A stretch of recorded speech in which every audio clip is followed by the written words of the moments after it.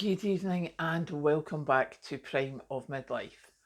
It's Saturday evening, and this evening we are talking keeping on because this is actually the second video that I've done this evening because the first video was quite a happy flippant one, and that's not what I was thinking. Well, wasn't particularly not what I was thinking, but it's not where my head is today. This afternoon I was through in Perth with Patrick. We had a lovely afternoon. We had something to eat. Did a bit of shopping. Nothing spectacular. Just, spent some time together. And I remember when I was walking past the retail park in the middle of Perth. Now it's the back of 3 in the afternoon. I know, shocked and shooketh am I as well. Me shopping at the back of 3 in any afternoon is bad enough. But the car park was about empty. Now, that's not normal for that time on a Saturday afternoon. Normally, that car park's pretty full. And I was like, I wonder if that's because everyone's out enjoying the sun and they've got paddling pools and they're doing barbecues and things like that. And I thought, well, the first sunshiny weekend was like last weekend. We've already had the first one. And then I was like, what if they've been there and done that? And then I thought, today's the middle of the month. And it just came to me, how many of us are keeping on because we've got no option? I've already said about the housing problem with the amount of children living in poverty, and that was in Scotland alone. In England, obviously, there's a much larger population. And I thought, I started this channel a couple of years ago, mainly to try and learn about being prepared, about living more frugally, about being able to do more things for myself. And in that time, for the normal, what they used to call the man in the Clapham omnibus, your normal general working class type person, things have become much more difficult.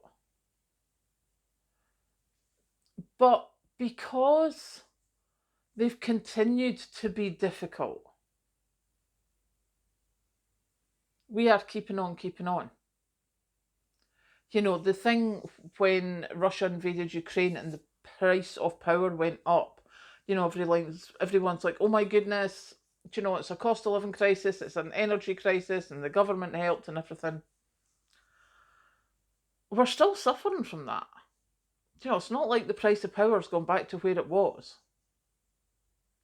It's heading there, but it's still not there. And yes, there were some strikes and some people got pay rises.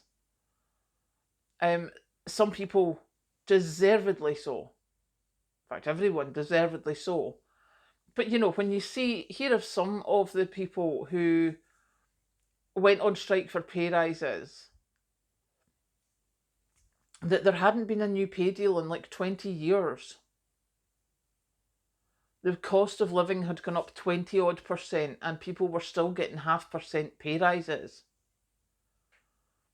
And there's a lot of people where that is still the case. There's a lot of people who are barely making above minimum wage because minimum wage has risen so much, which is fantastic for those people on minimum wage. But for those people with 10 years experience who used to be a couple of pound an hour above minimum wage, who are now maybe 50 pence an hour above minimum wage, it's pretty difficult to swallow. But in saying that, for many smaller companies, the money's just not there. Because what's happening is your bigger companies, especially the ones with shareholders, their margins is they are squeezing and squeezing more so that they can give to the shareholders. And the ones at the bottom are the ones who are struggling. And it just came to my head with, do you know how many of us are keeping on? who a couple of years ago, if we thought that our cost of living would have increased by this much, you know, that the price of bread would almost have doubled, the price of butter would almost have doubled, and is still there. You know, and it's little things like that that, you know, that's where I'm looking at. And I know that a lot of people are like, Karen, you and your Diet Coke. Yeah, me and my Diet Coke. It used to be 77 pence a bottle for a 2 litre bottle of Diet Coke.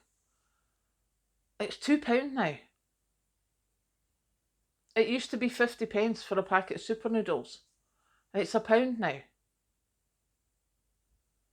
Used to be under £1 for butter. It's like £1.69 now. If you're lucky, you can get it some places for £1.49. But your general average is £1.69. A loaf of bread.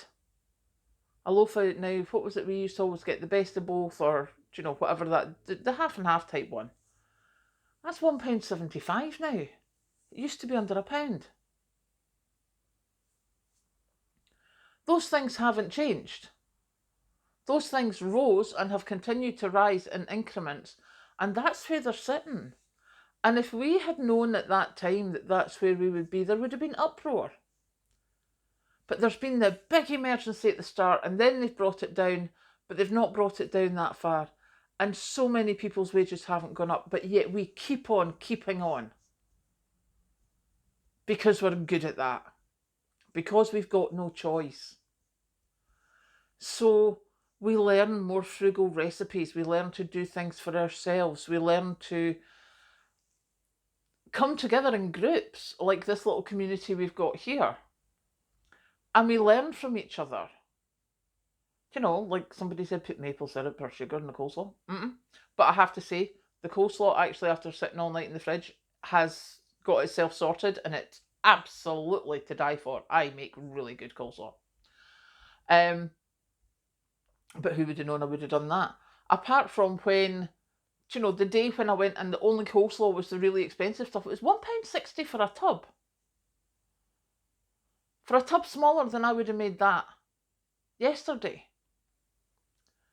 And even when I went back another day and I got the normal, I mean, Aldi, it's £1.20 a tub. Aldi, Lidl's, one of the two. Which was probably about the size of what I made yesterday. Now, that didn't cost me £1.20 to make. There's no way it cost me that. What it did cost me was time. And that's where a lot of us are having problems. Obviously, I've changed my working hours, so I'm not as bad. But we are still keeping on, keeping on. So yeah, if, like me, you're coming to a Saturday and you come in the door at the back of 5, 6 o'clock and you want to have a nap in your chair, have a nap in your chair. Because we're doing good. We're getting through this as best we can, and for so many of us, it's so difficult. So yeah, keep on keeping on. You're doing good. Catch you later.